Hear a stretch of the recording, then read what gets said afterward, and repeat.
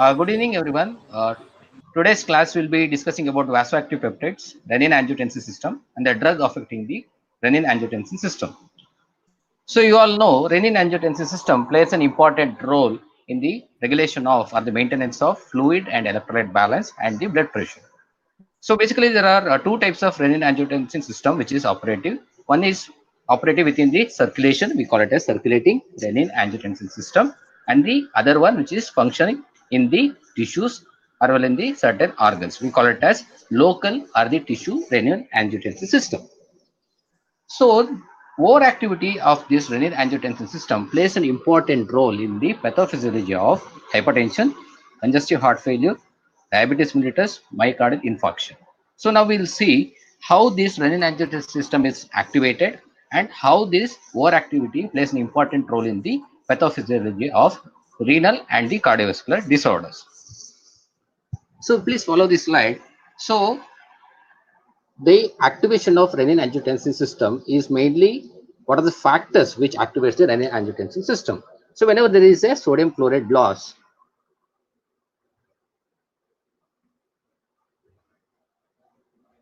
okay, whenever there is a sodium chloride loss or decrease in the blood volume or decreased BP or if there is any renal ischemia, there is a release of renin from the juxtaglomerular cells of the kidney. The release of renin is mainly regulated by three important pathways. One is intrarenal baroreceptor pathway, another one is the macula densa pathway, and the beta adrenergic sympathetic pathway.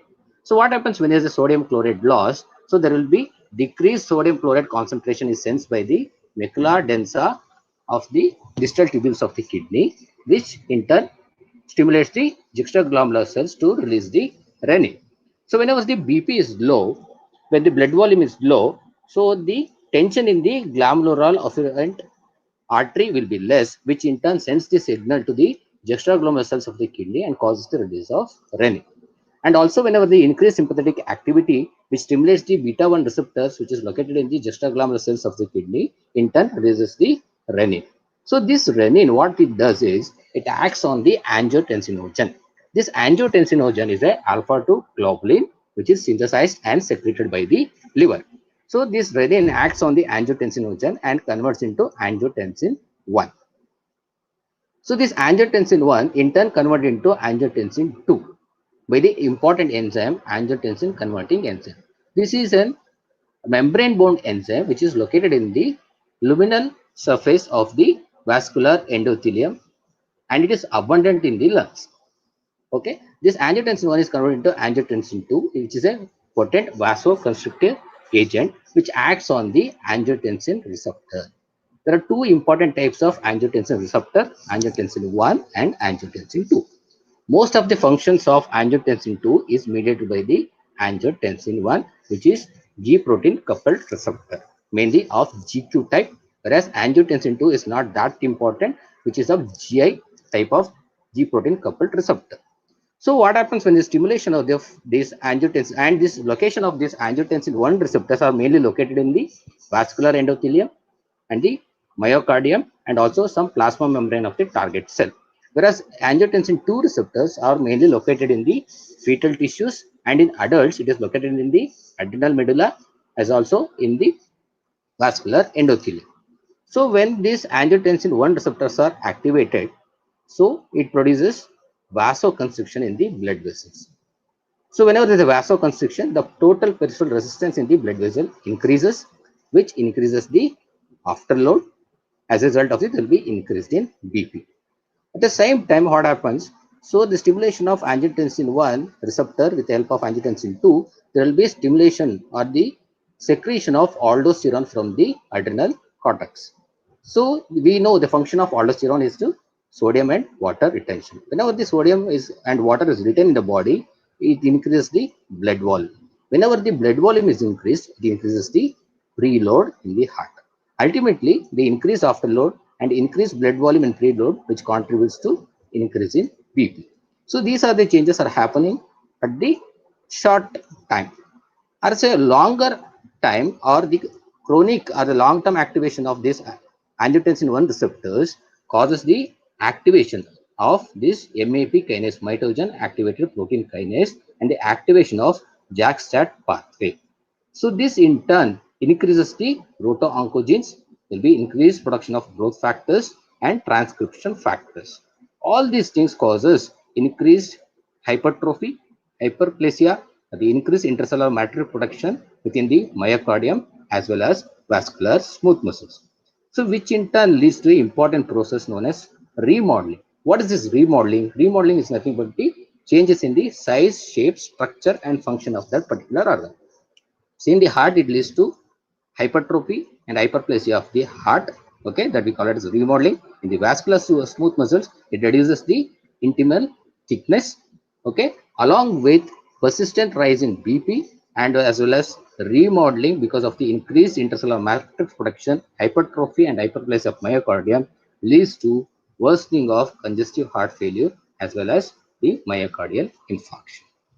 Okay, at the same time overactivation of angiotensin 1 receptors in the kidney increases the messenger cell proliferation and also increased matrix production within the kidney, which leads to the worsening of diabetic as well as non-diabetic nephropathy.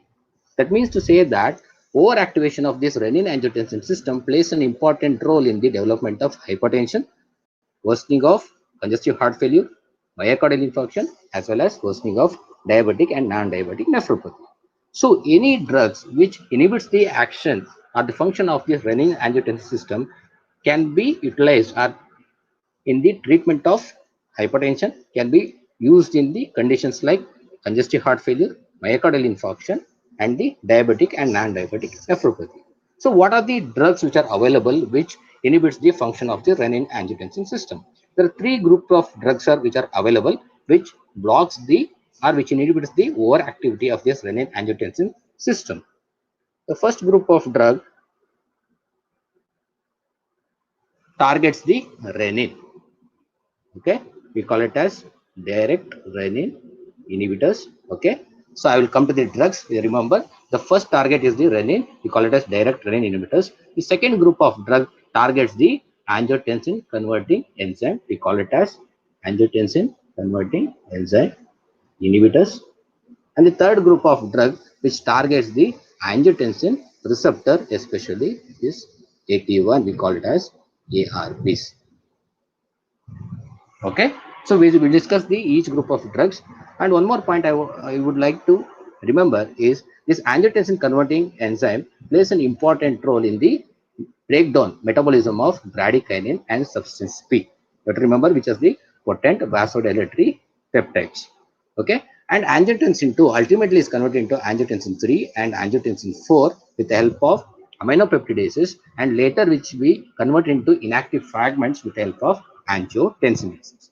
So mainly three group of drugs, please remember. One is the direct renin inhibitors which inhibits the renin, and angiotensin converting enzyme inhibitors which inhibits the angiotensin converting enzyme, and third group of drugs which targets the angiotensin 1 receptors, we call it as angiotensin receptor blockers or angiotensin receptor antagonists. So we'll see one by one now. So angiotensin converting enzyme inhibitors. So these are the drugs which belongs to angiotensin converting enzyme inhibitors like captopril, lisinopril, enalapril, all the pril. Okay, the drugs which ends with the name pril will belongs to angiotensin converting enzyme inhibitors. You need to remember some important points in this angiotensin converting inhibitors.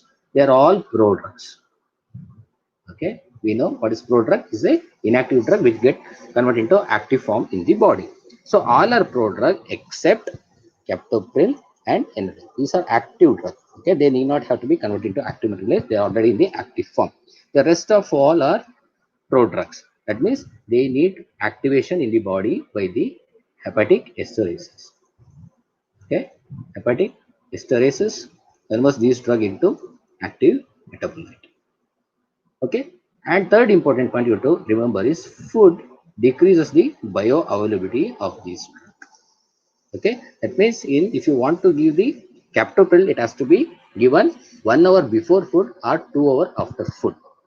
Three important drugs where the food will not affect the bioavailability are the enalapril, lisinopril, and trandolapril. These three important drugs, the food will not affect the bioavailability, whereas rest of all the drugs, the food decreases the bioavailability of the other drugs. And almost all the drugs are metabolized by the metabolized and excreted by the kidney and the renal system. These phosphonol are excreted both by the liver and the kidney. Okay, and one more important point you have to remember, the duration of action of the drug. This lisinopril is duration of action is 24 hours. Okay, enalapril is about less than 24 hours. And the captopril is about 8 to 12 hours. Okay, and rest of all the drugs, the duration of action is more than 24 hours. Okay, this is about some pharmacokinetics and important points regarding to angiotensin converting enzyme inhibitors. Now we'll see what are the uses of these drugs. We all know it can be used in the treatment of hypertension. How this drug reduces the blood pressure by inhibiting the angiotensin 2 mediated vasoconstriction by decreasing the total peripheral resistance, which in turn reduces the BP. And also at the same time, this angiotensin converting enzyme inhibitor decreases the sympathetic flow. All these together contribute to reducing BP. That's why it can be used in the treatment of hypertension. It can also be used in the treatment of congestive heart failure, myocardial infarction, diabetic nephropathy, and scleroderma crisis. We'll discuss in detail one by one. So it can be used in treatment of congestive heart failure. What is heart failure? We know it's the inability of the heart to pump. It's a failure of the heart as a pump. So heart not able to pump adequate amount of blood. The cardiac output is low, which is not able to meet the demands of peripheral tissues. So in those conditions, what we have to do is we have to reduce the preload as well as we have to reduce the afterload. We know angiotensin 2 increases the preload by sodium and water retention and also increasing the blood volume, and by producing the vasoconstriction in the arteries it increases the afterload. So by blocking the angiotensin 2 mediated action by inhibiting the angiotensin converting enzyme, it reduces the preload and reduces the afterload, and which improves the cardiac output as well as stroke volume. Okay, on a short-term basis. On a long-term basis, we know it inhibits all the proto-oncogenes and other transcription factors which prevents the remodeling of the heart, which is very, very important process which causes the worsening of heart failure. So, AC inhibitors provides the beneficial effect in the congestive heart failure by reducing the preload and afterload, as well as it retards the remodeling. Okay, that is how it produces beneficial effect in heart failure. Okay, so this is the whenever there is a decreased cardiac output, this is the pathology of the pathophysiology of the congestive heart failure. Whenever the decreased cardiac output, there will be stimulation of sympathetic system as a compensatory mechanism. Okay, there will be tachycardia, increased heart rate. Okay, there will be continuous beating of the heart or faster rate causes cardiac hypertrophy. Whenever the cardiac hypertrophy or the cardiac dilatation takes place, is not able to pump the sufficient blood out of the heart, so it decreases the renal blood flow. We know whenever the renal ischemia, that is reduced renal blood flow, will be release of renin from the juxtaglomerular cells of the kidney, which causes the increased production of angiotensin 2.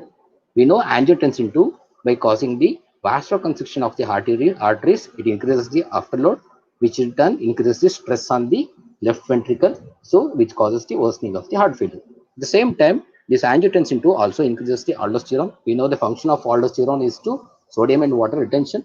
Whenever the sodium and water retention, it increases the blood volume, which in turn increases the preload. Again, it increases the pressure on the left ventricle. All this process causes worsening of heart failure. So our angiotensin converting enzyme inhibitors, by blocking the angiotensin production of angiotensin 2, can decrease the afterload and decrease the preload and decreases the worsening or produces the beneficial effect in the treatment of heart failure.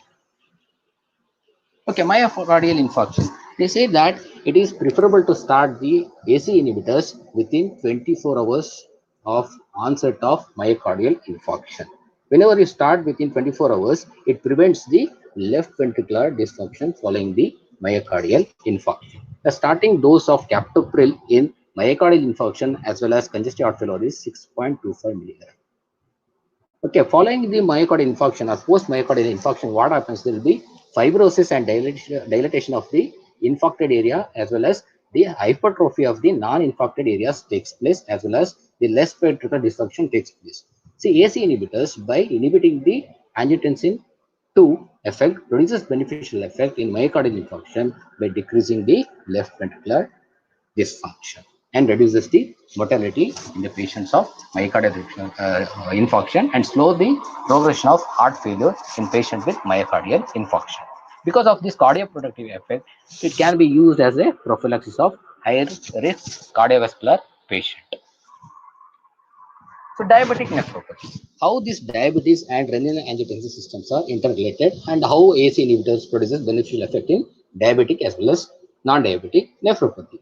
So in diabetes, we all know there will be increased blood glucose. That increased blood glucose level increases the SGLT2 transporters, sodium glucose transporters, sodium glucose co-transporter in the proximal tubule of the kidney. Okay, in the pre-CT, there will be increased expression of SGLT2 transporter. So, diabetes, there will be increased blood glucose level, which increases the expression of SGLT, sodium glucose co-transporter 2 in the proximal tubule of the kidney. But the function of this co-transporter is to increased reabsorption of glucose as well as sodium. So whenever the increase reabsorption sodium as well as glucose, the amount of sodium reaching the distal tubule, distal convoluted tubule will be less. The sodium reaching the distal convoluted tubule will be less. We all know the decreased sodium concentration in the distal tubule. Distal tubule, we know there is a macula densa. Macula densa is nothing but the special columnar, like a specialized columnar epithelial cell, okay, which is located in the distal convoluted tubule of the kidney. So whenever the tubular fluid reaches the macula densa, so because the sodium is already reabsorbed in the PCT, only less will be reaching the DCT, which is sensed by the macula densa. So we know the function of macula densa. Whenever this low sodium concentration, which stimulates the release of renin from the juxtaglobular cells of the kidney. Okay, so there will be overactivation of renin angiotensin system in the diabetic nephropathy. So at the same time, the overactivity, we know there will be stimulation of angiotensin 1 receptors. So this angiotensin 1 receptor stimulation in the long term, so they causes retraction of podocyte, foot process of the podocytes. See, these are the podocytes. Okay, this is the foot process of podocytes. Okay, it has got pedicle. This is the pedicle. Okay, this is the podocyte. What is the function of these podocytes? The podocyte, usually what happens is the pedicles, they wrap around the glandular capillary. Okay, so they wrap around the glandular capillary. So this is the enhanced diagram, okay, enlarged diagram of the podocytes, which is covering the blood vessels of the glandular capillary. See, this is the glandular capillary, this is the glomerulus, and this is the foot process of podocytes. Okay, there is a small opening between the podocytes and the endothelium. This is the capillary, glandular capillary, and the glomerulus. Okay, this is a small opening will be there. We call it as filtration slit. We call it as filtration slit. Okay, this filtration slit is covered by filtration diaphragm that is made up of the important proteins like nephrin, rhodopsin, NEPH1, and 2. These are the important proteins which are located or present in the filtration slit or the filtration diaphragm. What is the function of this? Is to filter the glucose, water, ions, and smaller protein.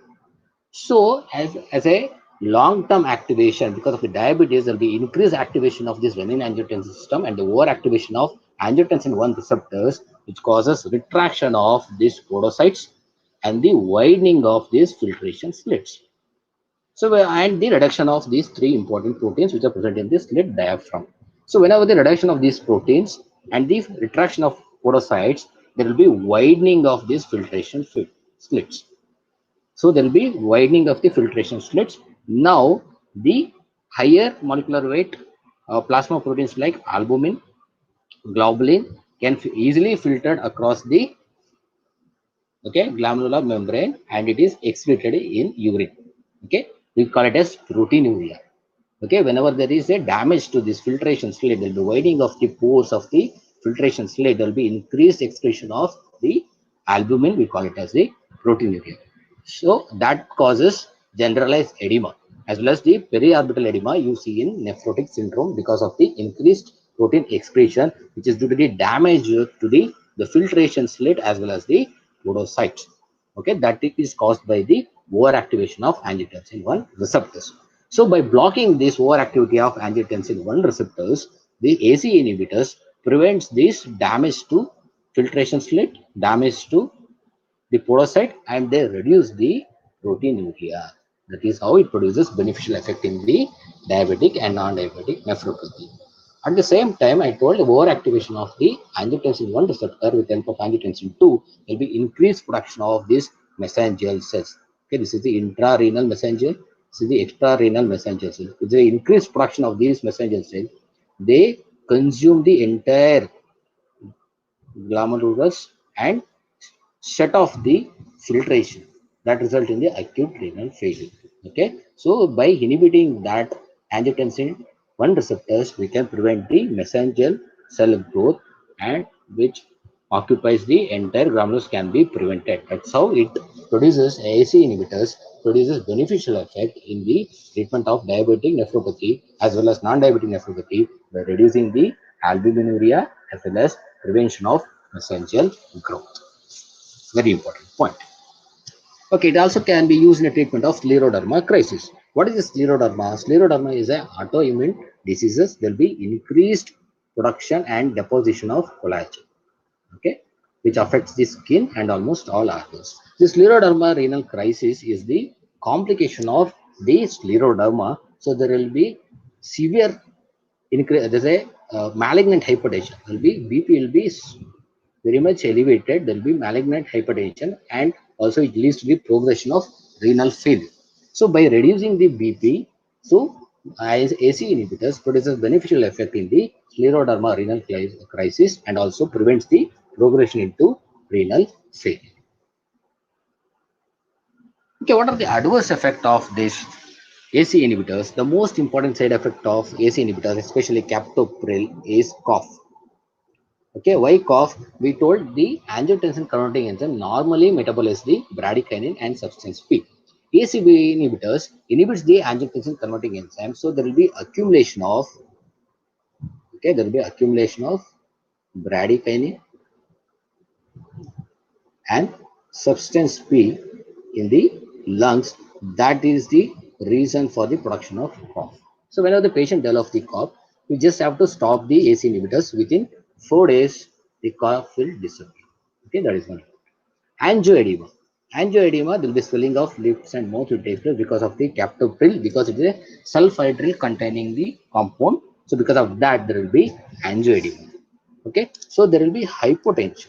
So this hypertension is most severe in patients who are treated with diuretics as well as in the patients of congestive heart failure and the patient who are on salt restriction, because in these conditions there will be increased plasma renin activity, and these angiotensin converting enzyme inhibitors, they are highly active in patients who are having the high plasma renin activity, and they produces significant fall in blood pressure, that is the hypertension.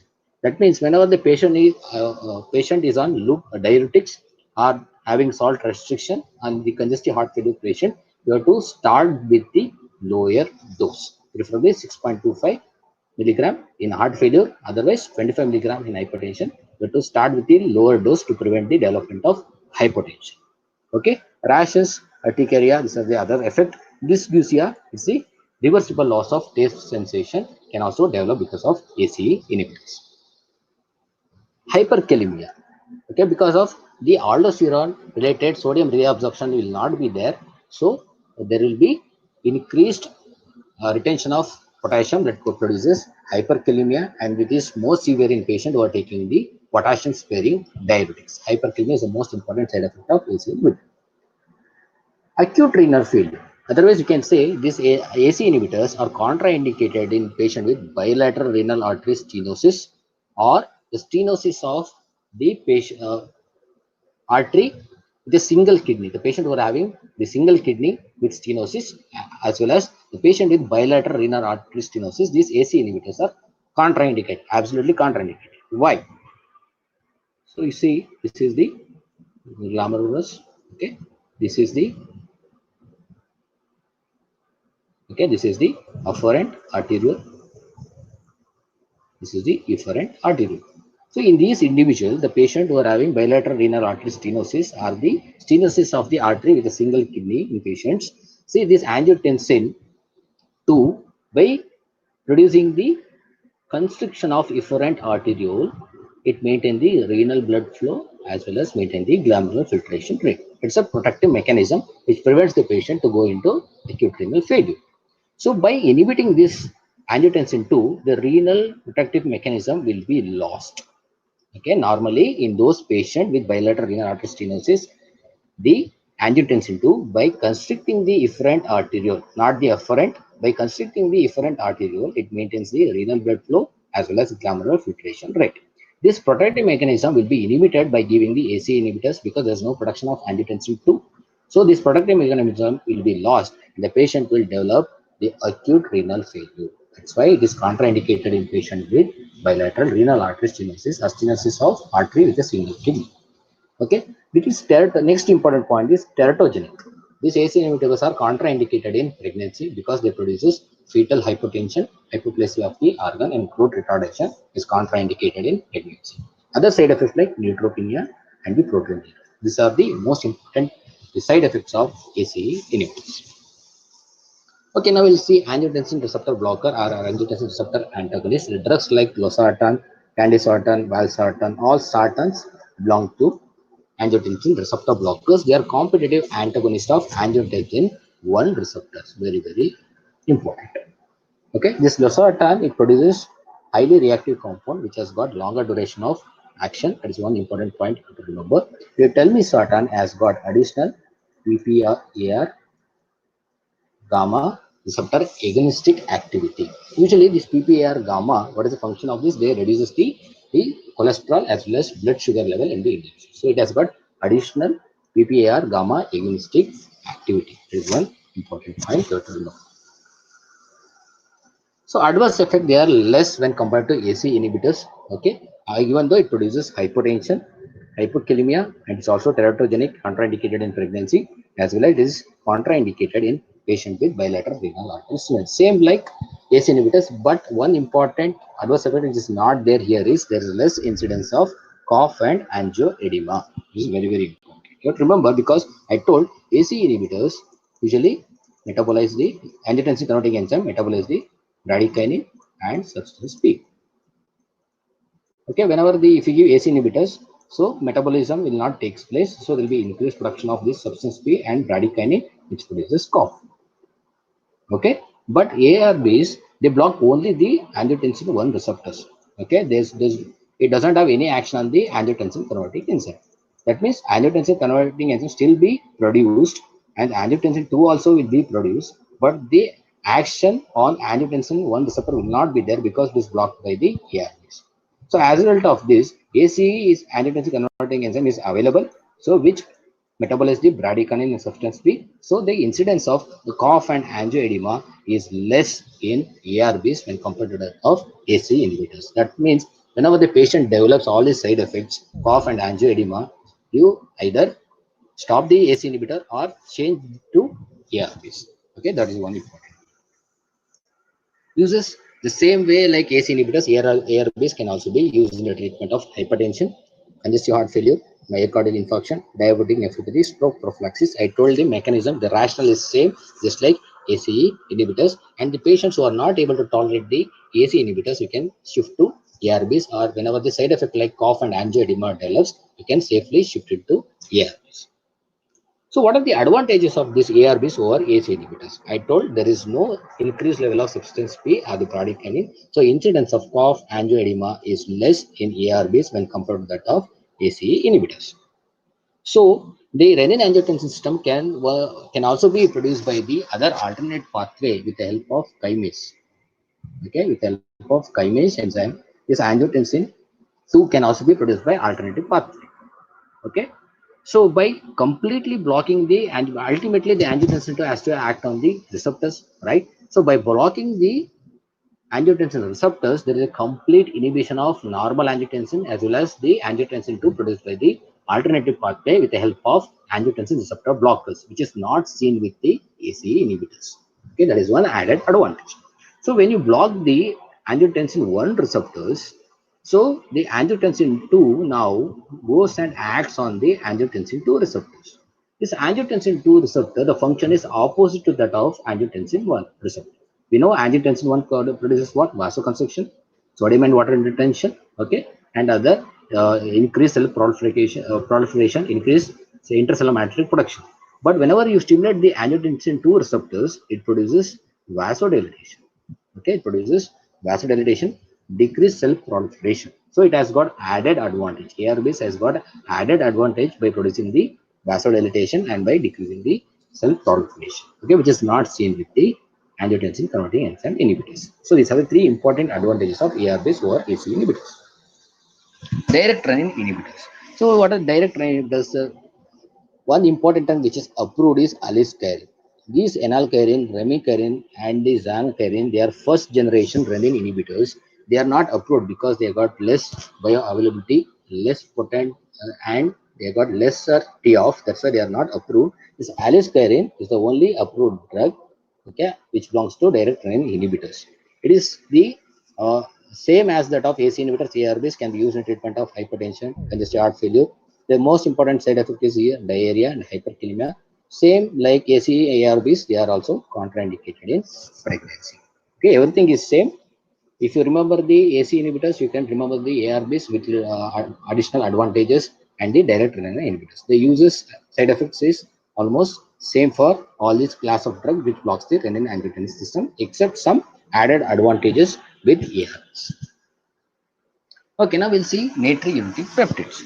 See, these natriuretic peptides are these are the peptides, usually the atrial natriuretic peptide, natriuretic peptide, and C-type natriuretic peptides. So there are three cyclic peptides which belongs to natriuretic peptides family. This atrial natriuretic peptide, which is synthesized or secreted from the atria. Brain natriuretic peptide will be released from the ventricle as well as in the so there is a that was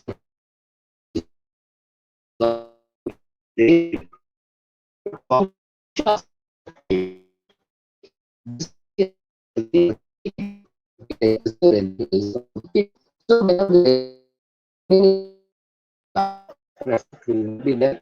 So it produces dilatation, it reduces the BP, so it produces natriuresis. The most important function of this natriuretic peptide is natriuresis, diuresis, and producing the vasodilatation. Okay, these are the three important functions of this natriuretic peptide: natriuresis, diuresis, and vasodilatation. How it produces vasodilatation? By decreasing the renin from the kidney and decreasing the angiotensin 2 related effect, and also by decreasing the plasma aldosterone, they causes vasodilatation. Okay, so and also this decreases the sympathetic flow, so decreases the venous pressure and preload on the heart, decreases the systemic arterial pressure, and decreases the BP. That means this system is totally opposite to that of renin angiotensin system. See, a renin angiotensin system, whenever the BP is low, so this is activated, so it produces increasing BP. Here whenever there is a increased BP or there is a increased blood volume, so this natriuretic peptide tends to restore the BP, as result, tends to reduce the blood volume and reduces the workload on the heart by causing the natriuresis. Natriuresis means increased excretion of sodium. Diuresis means increased excretion of water and vasodilatation. So, yeah, what it produces? Hyperkalemia. It produces hyperkalemia. Very good. That's why you should know all the side effects of AC inhibitors. Very, very important. The question can be asked as anyway. Okay, it produces cough as the side effect. We know edema, skin rash, but not hyperkalemia. It produces hyperkalemia. Excellent. Answer is hyperkalemia. Use of following drugs is contraindicated in pregnancy. Again, the question is repeated. What is the answer here? Simple. Enalapril. Yeah, yes, Enalapril. yes. Very good. Very good. Sacubitril is. What is the answer? NP Renin. inhibitor. Renin. NEP inhibitor. NEP inhibitor. Very good. Okay, sacubitril, we know it is a inhibitor of neutral endopeptidases, otherwise called as neprilysin. Okay, so it is used in the treatment of class 2 to class 4 congestive heart failure along with valsartan. Very, very important. Nowadays, they prefer to go for sacubitril and valsartan combination in the treatment of congestive heart failure rather than giving the AC inhibitors alone. we usually go for sacubitril and the valsartan combination.